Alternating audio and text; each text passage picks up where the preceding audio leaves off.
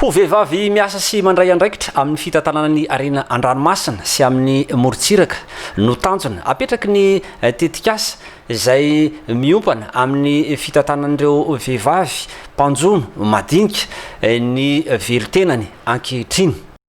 Natomboka androany ny fanaingana tamin'ny fomba ofisialy ny tetikasa ho an'ny vehivavy avy amin'ny fokon'olona amorontsiraka izay mivelona amin'ny jono madinika. Taorian'ny atikasa natao ny 12, 13 ary ny 15 Oktobra 2020 tetsy amin'ny hotely Panorama Andrianarivo. Vehivavy mpitarika mpanjono misa 20 avy amin'ny faritra 13 no navita fiofanana. Ho ambasador misolo tena sy manatanteraka ny fandaranasan'ny tetikasa hoentina any amin'ireo mpiarabelona eny fotony no tanjona. Efa maromaro ny hetsika izay natao ministera teo zany moa zany ny fampiofanana amin'ny ankapobeny na amin'ny resaka fanodonana ny vokatra amin'ny ankapobeny. Eo koa fanohana ministera amin'ny resaka tena hoe fomba teknika fanjonoana.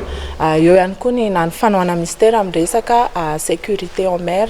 Efa nisy ny fitaovana izay nety ministera nanohana an'ireo mpanjono amin'ny ankapobeny indrindrindrindra moa zany ny vehivavy any amin'ny resaka fanodinana ny trondro moa zany. Amin'ny ankapobeny izay aloha zany ny zavatra vita hatreto ary matetika ny vehivavy no tena manodina ny trondro rehefa avy manjono ny lehilahy.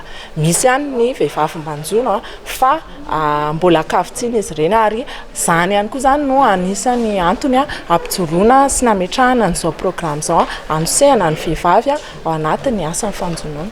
Tetikasa mifantoka amin'ny miraleta izay fanomezan-danjan'ny vehivavy manomboka eo amin'ny fitantanan'ny arena Andranomasina no antenain'ireo vehivavy mpandray anjara.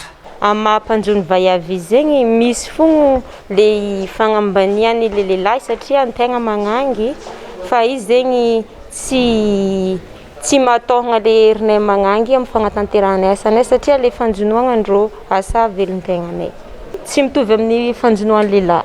Ny magnangy amin'ny saza ny mahamangangy izy, ny lehilahy le mandeha amin'ny tany lavitra be fa magnangy zegny amin'ny saza ny mahamangangy fa tsy le mandeha ohatra hoe andriva be zegny le fomba fivolagnana agny amin'ny ohatra lehilahy. Nampitombo ny hery zay fanagnanay agny fotony zegny le fiofanana eto satria zahay efa manana fasahiagna amin'ny fitantanana arena Andranomasina nefa mbola tsy asiana hadina hatramin'izay tsy asiana lanjany ka rehefa natao ty fiofanana ty ny miralenta sy ny serasera ary nadio tamin'ny fiofanana ao fa afaka manao asa zay ataon'olombelogno rehetra zay ny vehivavy dia magnamafy ary magname fanantenana zay amin'ny andraikitra zay efa sahanigna hatrizay zegny ny formation natao teto. Mahatratra 10 hetsy nisan'ny mpanjono madinika eto Madagasikara ankehitriny.